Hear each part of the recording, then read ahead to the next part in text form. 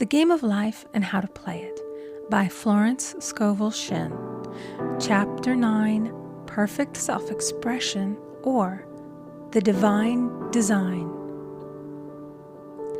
No wind can drive my bark astray, nor change the tide of destiny.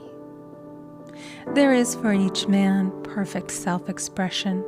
There is a place which he is to fill, and no one else can fill, something which he is to do, which no one else can do. It is his destiny.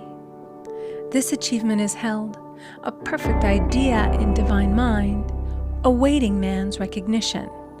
As the imaging faculty is the creative faculty, it is necessary for man to see the idea before it can manifest. So man's highest demand is for the divine design of his life.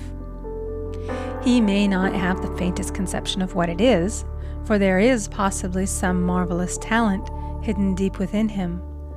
His demand should be, "Infinite Spirit, open the way for the divine design of my life to manifest. Let the genius within me now be released. Let me see clearly the perfect plan." The perfect plan includes health, wealth, love, and perfect self-expression. This is the square of life, which brings perfect happiness. When one has made this demand, he may find great changes taking place in his life, for nearly every man has wandered far from the divine design. I know in one woman's case, it was as though a cyclone had struck her affairs, but readjustments came quickly, and new and wonderful conditions took the place of old ones. Perfect self-expression will never be labor, but of such absorbing interest that it will seem almost like play. The student knows also, as man comes into the world financed by God, the supply needed for his perfect self-expression will be at hand. Many a genius has struggled for years with the problem of supply, when his spoken word and faith would have released quickly the necessary funds. For example, after the class one day, a man came to me and handed me a cent. He said, "I have just 7 cents in the world, and I'm going to give you 1, for I have faith in the power of your spoken word. I want you to speak the word for my perfect self-expression and prosperity." I spoke the word and did not see him again until a year later. He came in one day, successful and happy, with a roll of yellow bills in a pocket.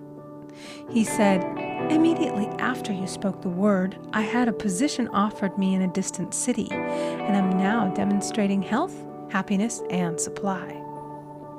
A woman's self-expression may be in becoming a perfect wife, a perfect mother, a perfect homemaker, and not necessarily in having a public career.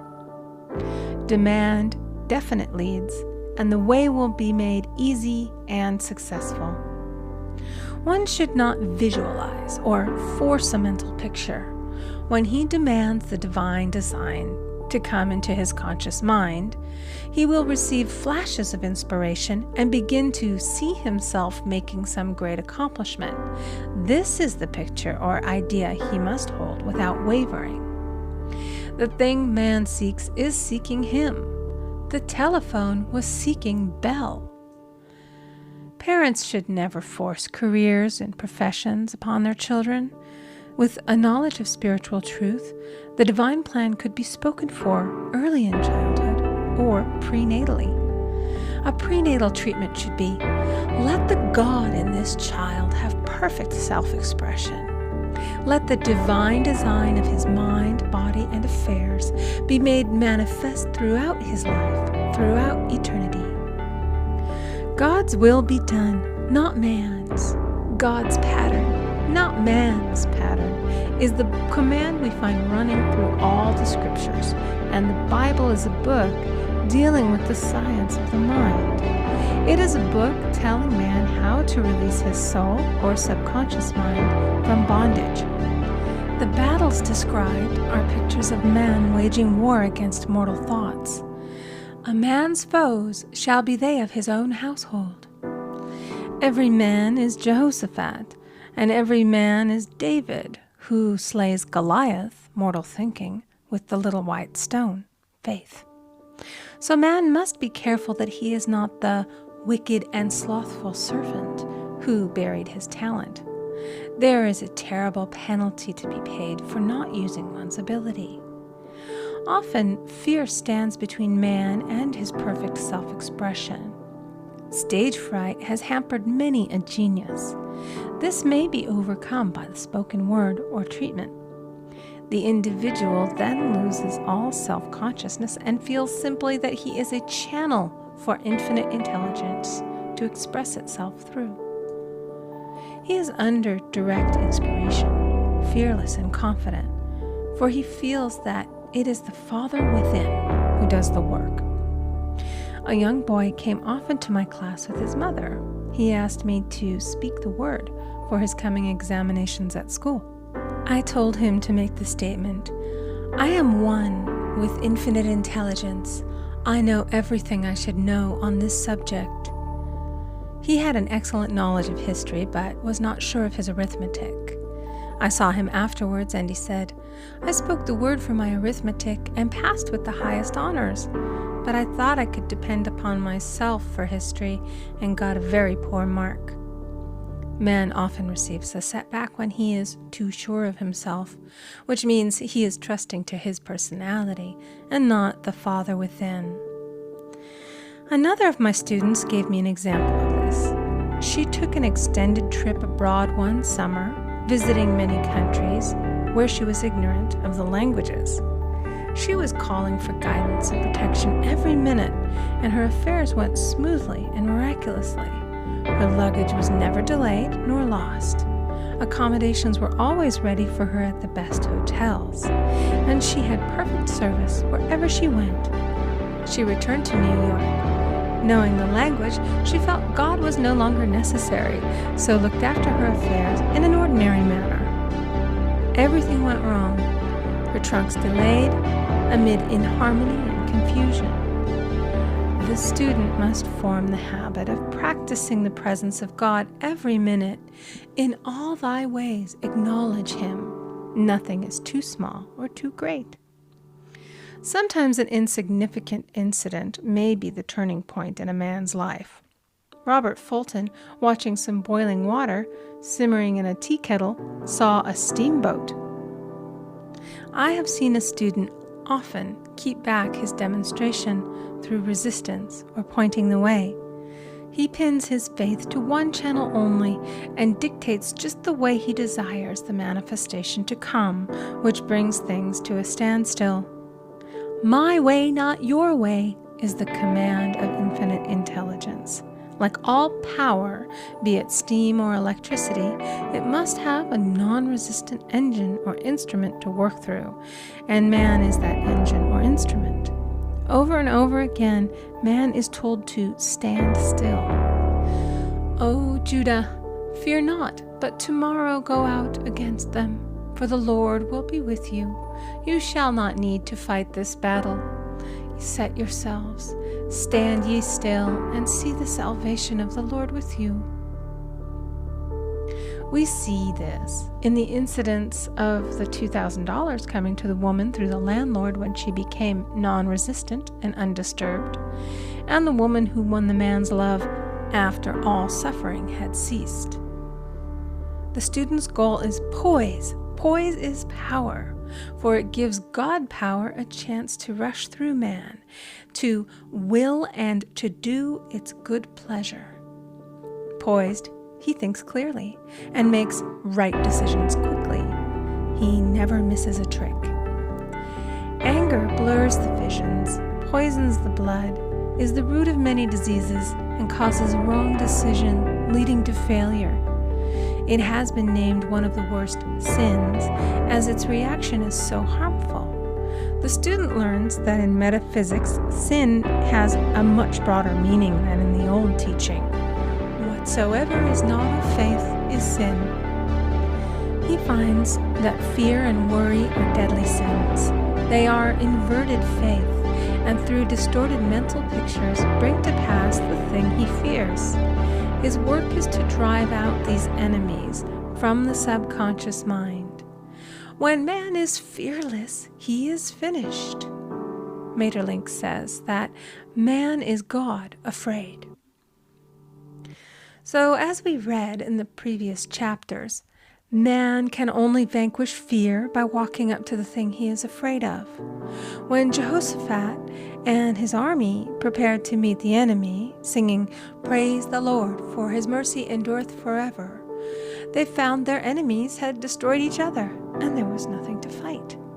For example, a woman asked a friend to deliver a message to another friend. The woman feared to give the message, as the reasoning mind said, "Don't get mixed up in this affair. Don't give that message." She was troubled in spirit, for she had given her promise. At last she determined to walk up to the lion and call on the law of divine protection. She met the friend to whom she was to deliver the message. She opened her mouth to speak it when her friend said, "So-and-so has left town." This made it unnecessary to give the message, as the situation depended upon the person being in town. As she was willing to do it, she was not obliged to. As she did not fear, the situation vanished. The student often delays his demonstration through a belief in incompletion. He should make this statement: "In divine mind, there is only completion. Therefore, my demonstration is completed. My perfect word, my perfect home, my perfect health." Whatever he demands are perfect ideas registered in divine mind and must manifest under grace in a perfect way.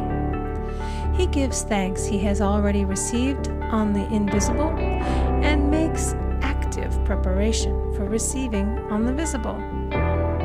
One of my students was in need of a financial demonstration. She came to me and asked why it was not completed.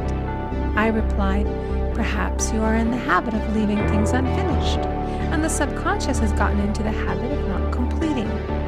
As the without, so the within." She said, "You are right. I often begin things and never finish them. I'll go home and finish something I commenced weeks ago, and I know it will be symbolic of my demonstration." So she sewed assiduously, and the article was soon completed. Shortly thereafter, the money came in a most curious manner. Her husband was paid his salary twice that month. He told the people of their mistake, and they sent word to keep it. When man asks, believing, he must receive, for God creates his own channels. I have been sometimes asked, suppose one has several talents. How is he to know which one to choose? Demand to be shown definitely. Say, "Infinite Spirit, give me a definite lead. Reveal to me my perfect self-expression. Show which talent I am to make use of now." I have known people to suddenly enter a new line of work and be fully equipped with little to no training, so make the statement, "I am fully equipped for the divine plan of my life," and be fearless in grasping opportunities. Some people are cheerful givers, but bad receivers. They refuse gifts through pride or some negative reason, thereby blocking their channels, and invariably find themselves eventually with little or nothing. For example, a woman who had given away a great deal of money had a gift offered her of several $1,000s. She refused to take it, saying she did not need it. Shortly thereafter, her finances were tied up, and she found herself in debt for that amount.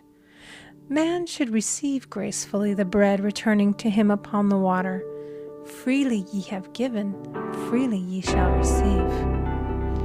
There is always the perfect balance of giving and receiving, and though man should give without thinking of returns, he violates law if he does not accept the returns which come to him, for all gifts are from God, man being merely the channel.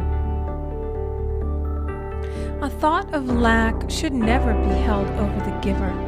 For example, when the man gave me 1 cent, I did not say, "Poor man, He cannot afford to give me that. I saw him rich and prosperous with his supply pouring in. It was this thought which brought it. If one has been a bad receiver, he must become a good one, and take even a postage stamp if it is given him, and open up his channels for receiving. The Lord loveth a cheerful receiver, as well as a cheerful giver. I have often been asked why one man is born rich and healthy, and another poor and sick. Where there is an effect, there is always a cause. There is no such thing as chance. This question is answered through the law of reincarnation. Man goes through many births and deaths until he knows the truth which sets him free. He is drawn back to the earth plane through unsatisfied desire, to pay his karmic debts or to fulfill his destiny. The man born rich and healthy has had pictures in his subconscious mind, in his past life, of health and riches, and the poor and sick man of disease and poverty. Man manifests on any plane the sum total of his subconscious beliefs. However, birth and death are man-made laws, for the wages of sin is death. The Adamic fall in consciousness through the belief in two powers. The real man, spiritual man, is birthless and deathless. He was never born and has never died. As he was in the beginning, he is now and shall ever be. So through the truth, man is set free from the law of karma, sin, and death, and manifests the man made in his image and likeness. Man's freedom comes through fulfilling his destiny, bringing into manifestation the divine design of his life. His Lord will say unto him, "Well done, thou good and faithful servant. Thou hast been faithful over a few things. I will make thee ruler over many things, death itself. Enter thou into the joy of thy Lord, eternal life."